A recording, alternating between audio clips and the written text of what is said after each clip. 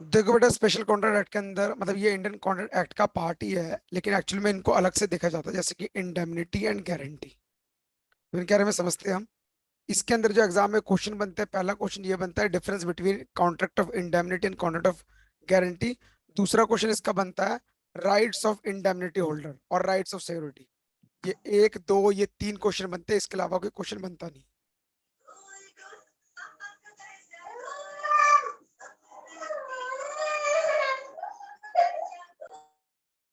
देखो बेटा,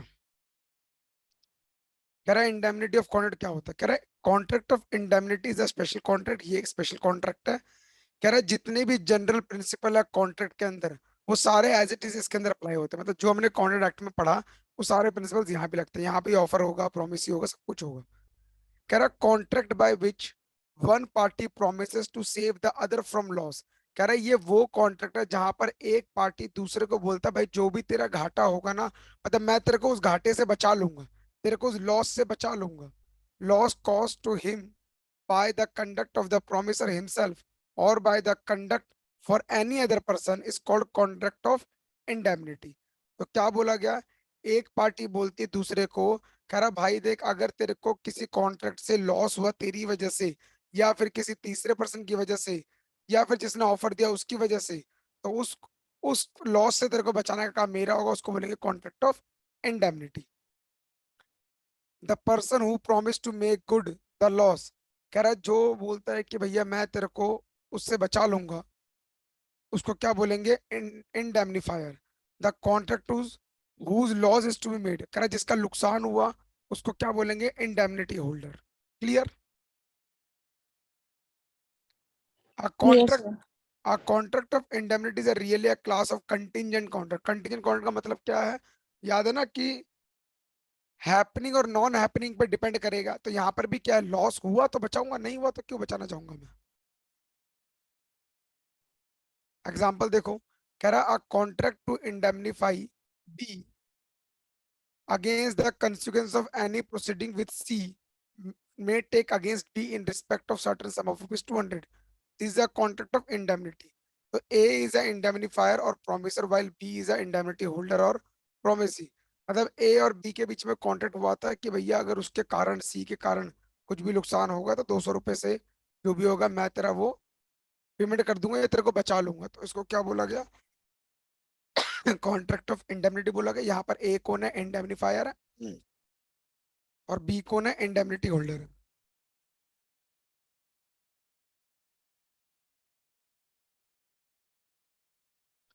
कह रहा एसेंशियल एलिमेंट क्या है इंडेमनिटी कॉन्ट्रैक्ट के, लॉस टू वन पार्टी, एक पार्टी का नुकसान होता है, हमें पता ही है। A person can indemnify another person only if such other person incurs loss about to incur some losses. मतलब वही है, लॉस होगा तभी जाके इंडेमनिटी कॉन्ट्रैक्ट बनेगा। अगर लॉस ही नहीं हुआ तो ये कॉन्ट्रैक्ट भी किस तरीके का रह गया। Therefore, contract of indemnity can be performed only when the loss has incurred to the promisee or the loss to the promise has been certain। कह रहा लॉस होगा तभी परफॉर्म होगा, वरना परफॉर्म नहीं होगा।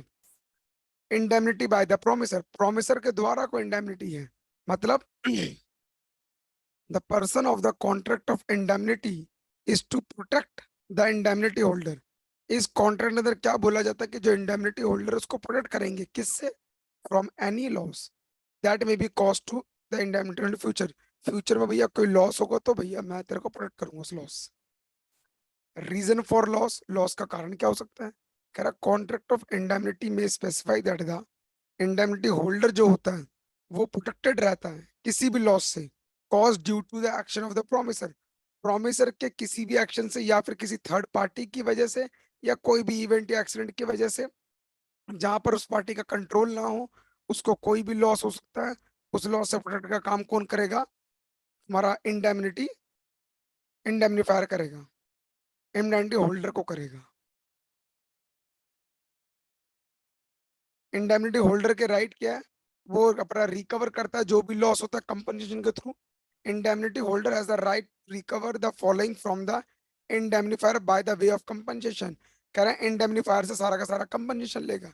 मतलब अगर ए और बी के बीच में कोई भी हुआ, सी कहता अगर देख ए तेरे को नुकसान पहुंचाएगा तो मैं तेरे भरूंगा, तो जो सी है तो एक बी क्या करेगा, वो सी से पैसा लेगा, ए से पैसा नहीं लेगा, क्योंकि गारंटी जिसने दी है उससे पैसा लिया जाएगा, जिसने बोला कि मैं तेरे को बचाऊंगा। ठीक है।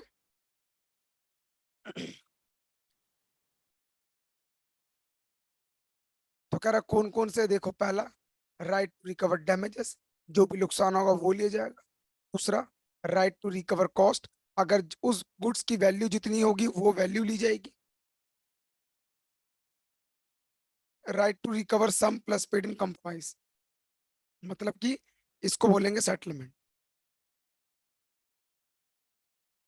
कि जो भी उनका सेटलमेंट होता है, ठीक है भाई इतना दे दो खत्म करो कहानी, तो ये वही है कॉम्प्रोमाइज के थ्रू जो भी लिया जाएगा। तो बेटा ये एक इंपॉर्टेंट क्वेश्चन है, इसका तो नाम क्या सर हाँ बेटा बोल। उसमें जो इंडेमनिटी होल्डर होगा उसका हाँ भी तो राय लिया जाएगा ना कि इतने में सेटलमेंट करना है कि नहीं करना। हाँ, ये देखो, indemnity holder is entitled to recover the from indemnifier all the amount which he has paid under the terms of the compromise of the suit, जितना इसने दिया होगा जो भी नुकसान होगा वो सारा लेगा, इंडेमनिटी होल्डर जो देगा वही मिलेगा उसको। ओके। ठीक है, उसकी राय के बिना नहीं हो सकता काम।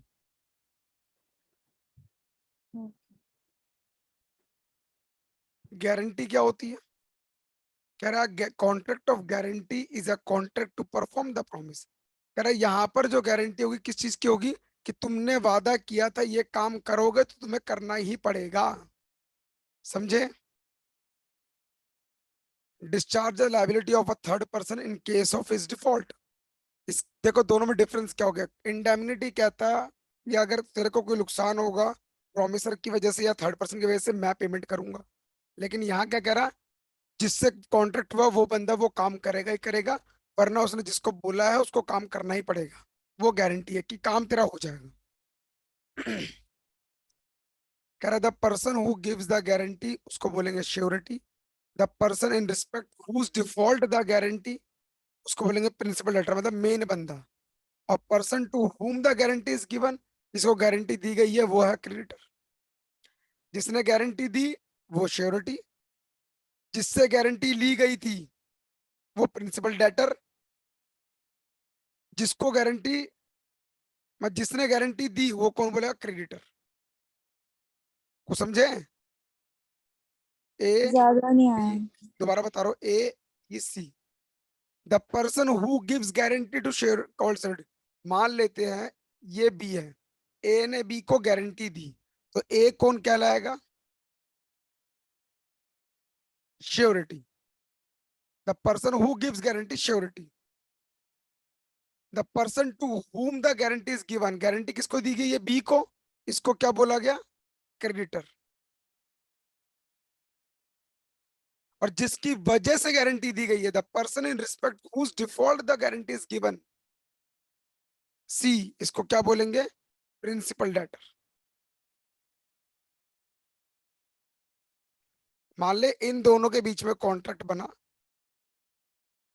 ठीक है, इन दोनों के बीच में कॉन्ट्रैक्ट बना, तो यहाँ पर इसने बोला कि कोई बात नहीं टेंशन मतलब मैं उससे काम करवा लूंगा, तो मतलब ये कौन होगा, श्योरिटी, जिसको दिया गया क्रेडिटर, जिसकी वजह से दिया गया principal debtor. Clear. Clear sir. तो अब अगर सी कुछ भी करता है तो ए ही भरपाई करेगा। भरपाई नहीं है यहाँ पर, क्या करेगा, काम करेगा। अच्छा। ओ,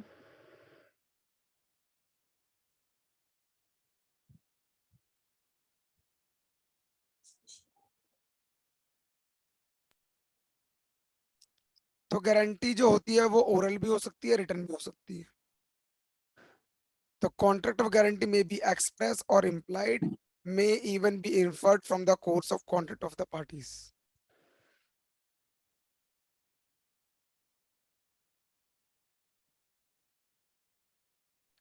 तो सिंपल सी बात क्या बोली गई है, जो गारंटी होती है लिख कर दो चाहे बोल कर दो, चाहे एक्सप्रेस दो चाहे इम्प्लाइड हो, गारंटी गारंटी मानी जाएगी।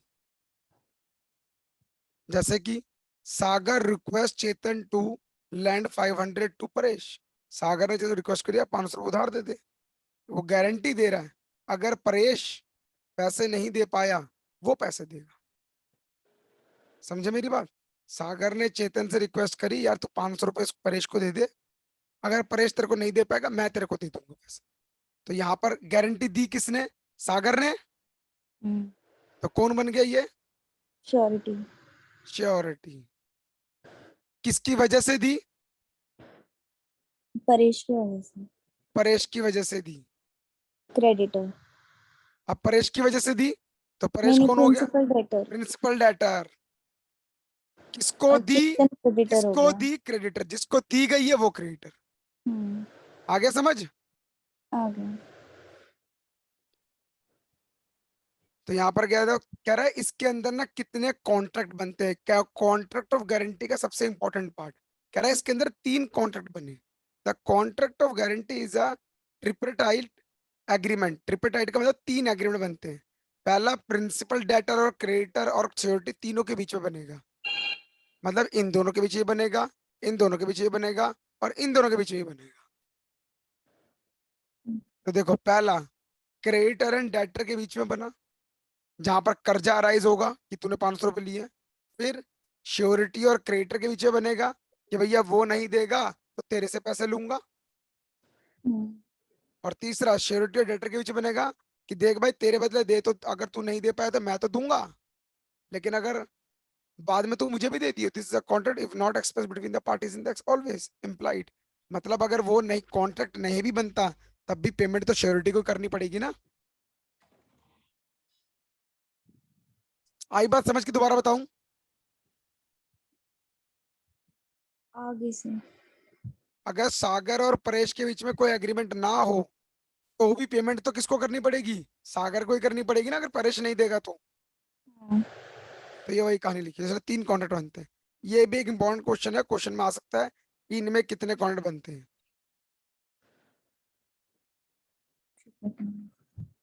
Essential element of guarantee contract. Concurrence. कह रहा contract of guarantee requires concurrence of all 3 parties. कह रहा तीनों की रजामंदी चाहिए होती है। किस किस की? डेटर की, क्रेडिटर की, श्योरिटी। प्राइमरी लायबिलिटी इन संप्रेषण। कह रहा प्राइमरी लायबिलिटी किसकी होती है, मतलब पहली लायबिलिटी किसकी होती है? कह रहा श्योरिटी को छोड़कर बाकी की होती है। भैया लायबिलिटी पहली परेश की होगी ना। परेश नहीं देगा तो सागर के पास जाएंगे, है ना। तो कह रहा there must be primary liability in some person other than surety. Surety को छोड़कर बात। वैलिड कॉन्ट्रैक्ट का एसेंशियल एलिमेंट, ये हमें पता है अच्छी तरह से, ये तो तुम्हें पता ही होगा। सेक्शन 10 याद है ना। हाँ। कह रहा राइटिंग जरूरी है क्या? हमने कहा नहीं, क्योंकि गारंटी जो है वो ओरल भी हो सकती है, रिटर्न भी हो सकती है, एक्सप्रेस और इम्प्लाइड दोनों ही हो सकते हैं। कह रहा गारंटी कितने टाइप की होती है? हमने कहा प्रोस्पेक्टिव और रेट्रोस्पेक्टिव। प्रोस्पेक्टिव मतलब अभी से स्टार्ट होगी, और रेट्रोस्पेक्टिव मतलब शुरू से स्टार्ट होगी। शुरू से का मतलब अगर कोई पुराना कर्जा वर्जा है या वहीं से चलती हुई आ रही है, उसमें ने दोबारा कर्जा लिया, उसमें चलती हुई आ रही है। समझ लेना छोटा सा। Guarantee given on existing debt, कर्जा पहले से चल रहा है उसको क्या बोलेंगे? Retrospective guarantee. कह रहा है फ्यूचर डेट के लिए दोगे तो प्रोस्पेक्टिव गारंटी। समझ गए बेटा? हम्म। कह रहा है स्पेसिफिक गारंटी और कॉन्टिन्यूइंग गारंटी क्या होती है? कह रहा है when a guarantee extend to single transaction और डेब्ट, स्पेसिफिक गारंटी। कह रहा है जहां पर सिर्फ सिंगल ट्रांजैक्शन या सिंगल कर्जा होगा उसको स्पेसिफिक बोलेंगे, क्योंकि वो एक बंदे को दिया है। स्पेसिफिक गारंटी को सिंपल गारंटी भी बोल सकते हैं। कह रहा है जब स्पेसिफिक ट्रांजैक्शन खत्म हो जाएगी तो गारंटी भी खत्म हो जाएगी। और कंटिन्यूइंग गारंटी का मतलब लगातार सीरीज चलती हुई जाए, एक के बाद एक, एक के बाद एक, एक के बाद एक होता चला जाए। तो वरना guarantee extend to series of transaction, बढ़ा दी गया, उसको क्या बोलेगा? Continuing guarantee. कह रहा है जो continuing guarantee does not come to an end on the performance of single transaction. कह रहा है ये मत सोचना कि एक ट्रांजैक्शन खत्म होती गारंटी खत्म हो जाएगी। कह रहा है ये तो गारंटी बढ़ती चली जाएगी, क्योंकि परफॉर्मेंस कभी खत्म नहीं होती है। यहाँ पर हमने एक फिक्स टाइम, जैसे कि किस्तें भरते हैं, याद है ना, ईएमआई। हाँ। तो भर रहे हैं, भर रहे हैं, भर रहे हैं, भर रहे हैं, गारंटी। अगर मैंने तेरे बदले गारंटी ली है कि भैया जब तक ये पैसे नहीं देगा मैं भर दूंगा, तो जब तक तेरी सारी ट्रांजेक्शन नहीं खत्म होगी तब तक मेरी लाइबिलिटी खत्म नहीं होगी। हम्म। ठीक है। जैसे कि देख यहाँ पर लिखा हुआ, ए एक श्योरिटी है सी के लिए, और B is connector manager in C's bank. C के बैंक में बी मैनेजर है। बी ने अपॉइंट किया भरोसे से बी को अपॉइंट किया इस भरोसे से, तो A precluded from annulling the guarantee so long as B act as manager in the C's bank.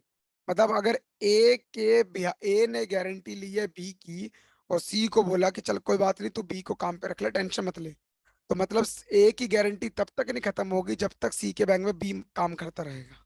Clear? Clear sir.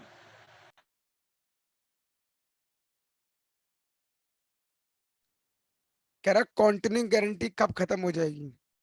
कह रहा है surety liability comes to end for the future transaction, surety is liable for previous transaction. देख बेटा simple सी language में समझा देता हूं। मान ले ए ने सी को गारंटी दी थी, श्योरिटी दी थी कि बी बहुत अच्छा बंदा है तू काम पे रख ले, बी को अपॉइंट कर लिया गया। अब बाद में क्या हुआ, बी और सी ने मिलके कोई धोखा किया या इन दोनों के बीच में कोई नया कॉन्ट्रैक्ट बन गया, अगर ए को पता नहीं होगा ना तो ए की लायबिलिटी वहीं खत्म हो जाएगी। समझ आई मेरी बात? नहीं सर, एक मिनट दोबारा बता दो बस। दोबारा बता रहा हूँ। मान ले बी को अपॉइंट करा गया मैनेजर के पोस्ट पर, तो ए ने बोला इसको मैनेजर बना ले, बहुत बढ़िया मैनेज करता है। अब बाद हाँ। में क्या पता चला, सी ने उसको ना मैनेजर से हटा के फाइनेंशियल एडवाइजर बना लिया या फिर कुछ और बना लिया, ठीक है? उसके चक्कर में कोई गड़बड़ी होगी तो सी ए को ब्लेम नहीं डाल सकता, क्योंकि ए ने तो उसकी गारंटी मैनेजर के तौर पे ली थी ना। तो अच्छा। मतलब हाँ, इन दोनों के बीच का तो कॉन्ट्रैक्ट ही बदल गया। तो क्योंकि अगर इनके पोजीशन बीच का, बदल गई। हाँ इनका कॉन्ट्रैक्ट अगर बदल जाएगा तो ए का कोई लेना देना नहीं होगा, तो वहां पर कंटिन्यू गारंटी खत्म हो जाएगी। क्लियर? ओके। या तो नोटिस दे दो, श्योरिटी बोल रहा भैया मैं आगे और नहीं कर सकता, या तो श्योरिटी मर जाए, या तो कंटिन्यूइंग गारंटी खत्म हो जाए। ये केसेस है जहां पर क्या होता है, तुम्हारा रिवोकेशन हो जाए कंटिन्यूइंग गारंटी का। ठीक है?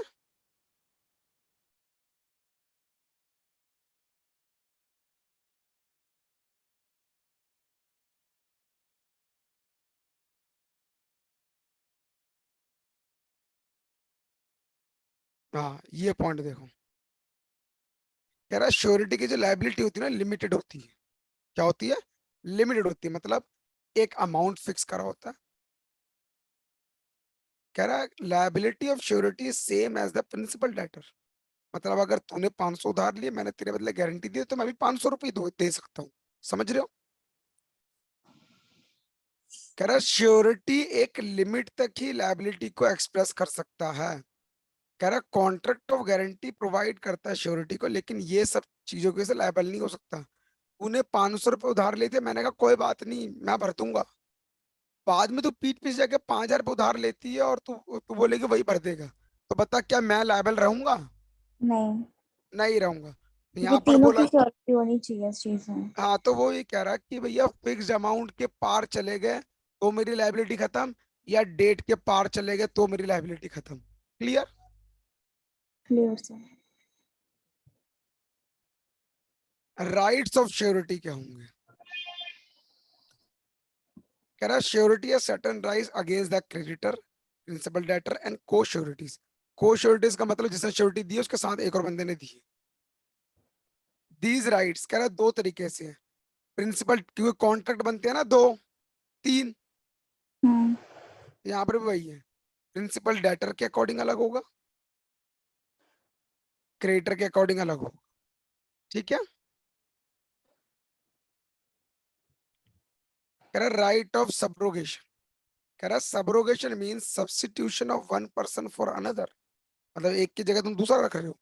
कह रहा जब श्योरिटी ने पे किया डेब्ट और अपनी परफॉर्मेंस से डिस्चार्ज कर दिया डेटर को, he is vested with all rights and with creditors against all the debtor. The right of surety is known as right of subrogation. मतलब जहां पर तुमने सारा डिस्चार्ज कर दिया, प्रिंसिपल डेटर का जो भी कर्जा था तुमने पे कर दिया क्रेडिटर को, तो उस केस में तुमने अपने सारे जो श्योरिटी के राइट थे सब कुछ था तुमने वहां खत्म कर दिए, तो अब तुम पर कोई ब्लेम कर नहीं सकता। इसको कहते हैं राइट ऑफ सब्रोगेशन। अगला क्या कह रहा है, राइट ऑफ इंडेमनीफाई। इंडेमनीफाई का मतलब क्या? श्योरिटी देना। कह रहा है surety is entitled to recover from the principal debtor. कह रहा है प्रिंसिपल डेटर से रिकवर करना है। तो what ever some is rightfully paid, कह रहा है जितना भी पैसा उसने दिया होगा, चाहे लोन का अमाउंट हो, उसमें इंटरेस्ट जुड़ा हो, कोई कॉस्ट जुड़ा हो, सारा का सारा पैसा क्रेडिटर को देना ही पड़ेगा, क्योंकि यही उसने उधार लिया है। तो surety can also claim indemnity for all special damages which ये सफर्ड, मतलब जब ये पे कर देगा तो उस केस में श्योरिटी जो उस जिस बंदे का उसने गारंटी ली है वो सारा उससे क्लेम कर सकता है कि भैया मेरा पैसा मुझे वापस दे, क्योंकि मैंने तेरे बदले सारा पैसा पेमेंट किया है। और अगर तुम्हें लगता है कि तुमने कुछ एक्स्ट्रा भी दिया है, तुम्हारा टाइम भी वेस्ट हुआ है, तो तुम वो भी क्लेम कर सकते हो। ठीक है। Yes sir.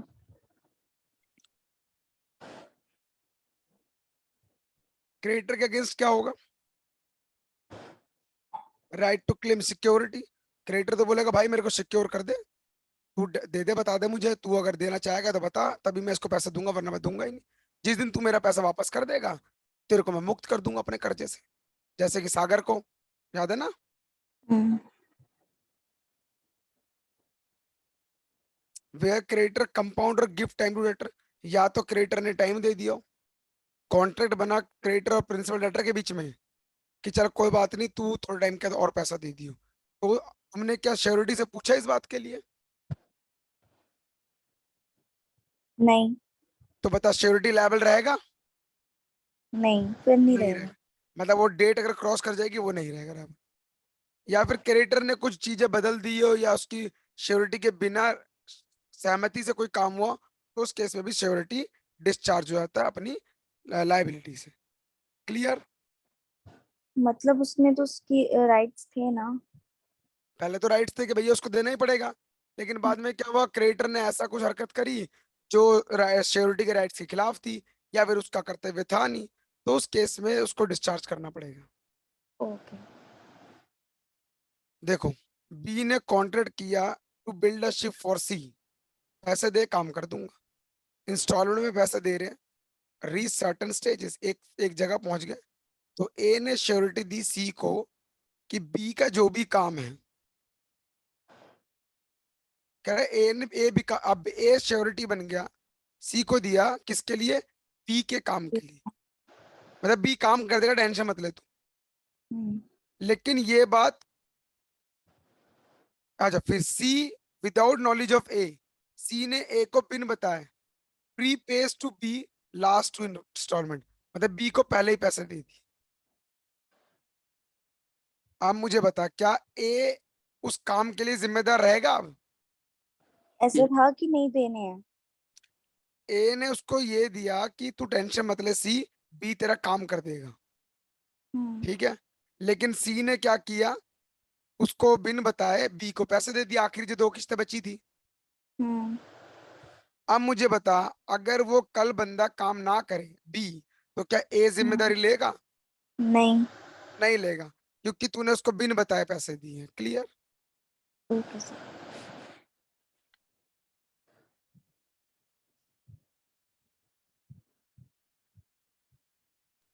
बाय रिलीज या loss of security by creditor, बेटा मुझे बता क्रेडिटर अपनी सिक्योरिटी कब खो देगा? कब खुद, या तो फिर वो जो प्रिंसिपल डेटर है उसको कुछ हो जाए, या तो अच्छा, और प्रिंसिपल डेटर और अगर हो, प्रिंसिपल डेटर मर भी जाता है तो फर्क क्या पड़ा इसको? अच्छा वो तो हाँ, श्योरिटी से श्योरिटी पैसा को लेगा दे। ना। हाँ, अगर श्योरिटी को कुछ हो जाए तो श्योरिटी का कुछ हो जाए, या फिर श्योरिटी के बिन बताए कोई काम कर दे, या फिर जो भी हाँ, मटेरियल फैक्ट है उसको बदल दे। या रेवोकेशन हो जाए, या उसकी डेथ हो यस। जाए, या ऐसा समझ कुछ हो। समझ आ गई मेरी बात? Yes sir. अच्छा, और एक लास्ट क्वेश्चन था, दैट इज द पॉइंट, ये एक इंपॉर्टेंट क्वेश्चन है इस chapter. Difference between a contract of indemnity and contract of guarantee, ये समझ आ गया होगा अच्छी तरह से, फिर सर, भी देख ले। इंडेमनिटी में 3 कॉन्ट्रैक्ट नहीं बनते। हाँ बेटा, इंडेमनिटी में तो इंडेमनिटी में। दो बनते हैं, ओके। क्योंकि वहां पर तो मैं तेरे को बोल रहा हूँ भाई तेरे को घाटा होगा, टेंशन मतलब मैं संभाल लूंगा। ओके। वो आपने को थर्ड पर्सन भी बोला था ना। थर्ड पर्सन का मतलब वो कह रहा है कि भाई तेरे को अगर घाटा प्रोमिसर के चक्कर में हुआ, या फिर किसी के भी चक्कर में हुआ, मैं तेरे को पैसा दूं। ओके। तो हमें तो तीसरे बंदे से मतलब ही नहीं है ना। हम्म। कह रहा है कॉन्ट्रैक्ट ऑफ इंडेमनिटी में दो पार्टी होती है, एक को कहते हैं इंडेमनीफायर जो प्रोमिसर होता है, एक होता है इंडेमनीफाइड जो प्रोमिसी होता है। कह रहा liability of indemnifier to the indemnified is primary और इंडिपेंडेंट। कह रहा इंडेमनिफायर की जो लायबिलिटी होती है पहली होती है, इंडिपेंडेंट होती है, इस पे किसी का और का अधिकार नहीं होता। कह रहा इसके अंदर क्या होता है, तीन पार्टी होती है, क्रेडिटर, डेटर और श्योरिटी। कह रहा लायबिलिटी जो श्योरिटी की होती है वो क्रेडिटर के लिए होती है, और उसके कोलेटरल में प्राइमरी लायबिलिटी प्रिंसिपल डेटर की होती है। हम्म कह रहा है there is only one contract जो इंडेमनिफायर और इंडेमनिफाइड के पीछे बनता है। कह रहा है इसके अंदर तीन कॉन्ट्रैक्ट बनते हैं जो डेटर, क्रेडिटर, क्रेडिटर श्योरिटी और श्योरिटी डेटर के पीछे बनता है। कह रहा है यहाँ पर कोई नेसेसरी नहीं है कि इंडेमनिफायर के लिए वो रिक्वेस्ट करे इंडेमनिफाइड के लिए, लेकिन यहाँ पर रिक्वेस्ट करनी पड़ती है डेटर को कि भैया मेरी गारंटी ले ले तू, क्योंकि यहाँ पर तो मिलेगा ही नहीं गारंटी, यहाँ तो वो सामने से खुद ही देता है। कह रहा है liability of indemnifier arises only the happening of contingency. Contingency होगी मतलब वो घटना घटेगी तो ही जाके लायबिलिटी अराइज होगी, वरना नहीं अराइज होगी। और यहाँ पर क्या है, वो एग्जिस्टिंग डेब्ट के ऊपर भी अपनी श्योरिटी दे देता है, जैसे कि हमने पढ़ा वो वाला कॉन्टिन्यूइंग गारंटी, वो रेट्रोस्पेक्टिव गारंटी वाला, जहाँ पर वो एग्जिस्टिंग पे भी बोलता है कोई बात नहीं मैं भर दूंगा, अगर नहीं भरेगा तो कल को भी। कह रहा है इंडेमनिफायर थर्ड पार्टी को सू नहीं कर सकता उसके लॉस के लिए। There is no privity of contract. Privity of contract का मतलब क्या होता है, डॉक्ट्राइन ऑफ प्रिविटी याद है हाँ। कि दूसरे के पैसे में अमीर नहीं बन सकता, हम्म तो ये वही चीज है। तो surety on discharge the debt, कह रहा है श्योरिटी अगर डिस्चार्ज कर देता है डेट तो प्रिंसिपल डेब्ट step into the shoes of the creditor. Step in the shoes of the creditor का मतलब अगर श्योरिटी ने पैसे दे दिए तो अब प्रिंसिपल डेटर तो डिस्चार्ज हो गया, अब देने नहीं पड़ेंगे, लेकिन अब श्योरिटी किससे पैसे मांगेगा। हम्म बोलो। मान लेते हैं बी ने सी से पैसे उधार लिए और ए ने बोला सी को अगर ये नहीं देगा तो मैं दे दूंगा, ठीक है। कल को ए ने सी को पैसे दे दिए तो बता अब सी क्या बी से पैसे मांगेगा, मांग भी सकते हैं। क्यों मांगेगा, जब ए ने सी को पैसे दे ही दिए बी के बदले, अच्छा ठीक है दीदी। नहीं मांगेगा। तो अब बी से पैसा मांगेगा कौन। सी। अरे बेटा सी। दोबारा सुन ध्यान से। हम्म मान ले अजय ने राहुल को पैसे उधार दिए, किसके कहने पे, अरुण के कहने पर, ठीक है। तो पैसे देने दिए किसको, इसको, ये बन गया प्रिंसिपल डेटर, ये बन गया क्रेडिटर, ये बन गया श्योरिटी, क्लियर। हम्म अब राहुल ने इसको पैसे देने से मना कर दिया तो अजय क्या करेगा, उससे अरुण से पैसे मांगेगा। अरुण ने जब इसको पैसे दे दिए क्या अब अजय राहुल से मांग सकता है, नहीं, तो अरुण इसका, फिर राहुल से मांगेगा। तो अरुण मांगेगा ना राहुल से, तो अरुण ने क्या हाँ। करा, अरुण ने क्रेडिटर के जूतों में अपना पैर डाल लिया, मतलब he is also become a creditor for Rahul, ओ। समझे। हाँ तो हाँ ये हाँ। मतलब इसका step into the shoes of the creditor, तो okay. He can proceed against principal debtor in his own right, clear. Clear. लो बेटा ये चैप्टर तुम्हारा खत्म हो गया इंडेमनिटी और गारंटी का, ठीक है। ओके। सर एक मिनट ये वाला पॉइंट बता दो, ये एग्जिस्टिंग डेट वाला, कि उसके भी पैसे फिर वो श्योरिटी ही पे करेगा जब पहले से ही चल रही है। आप पहले से चल रहा है तो मान ले डिस्कशन करा यार पैसे नहीं दे रहा ये वो, लड़ाई झगड़े हो रहे हैं, तो उसके हम्म इसमें तू मैंने क्या बोला, चल ठीक है उसको मार मत, ये नहीं देगा थोड़ा टाइम दे दे, ये नहीं देगा तो मैं दे दूंगा तेरे को पैसे। तो उसकी भी श्योरिटी क्यों देगा वैसे, लेकिन अगर वो पहले से ही चलता आ रहा तो। देखो बेटा अगर सिंपल सी बात समझाता हूँ, मान लो घर पे कोई लड़ाई होगी, कोई बंदा पैसा घर पे मांगना है कि भैया तेरे सिस्टर ने पैसा, ब्रदर ने पैसा ले रखा मुझे दे, तो अब हम्म, तुम क्या करोगे, पैसा नहीं होगा तो क्या करोगे, दे देंगे, कोई और हेल्प कर देगा या तो। तुम यही बोलोगे ना कि भैया 2-3 दिन टाइम दे दो मैं दे दूंगी पैसा आपको। हम्म तो मतलब तूने क्यों गारंटी ली, कर्जा तो पहले से चल रहा था। हम्म, तो मतलब क्या होता है कुछ ऐसी कंडीशंस आ जाए, सर्कमस्टांसेस आ जाए, तो वहां पर जो कर्जे पहले से भी चल रहे होते हैं ना, तो हम बोलते हैं कोई बात नहीं हम दे देंगे, ओके। ठीक है। Okay sir.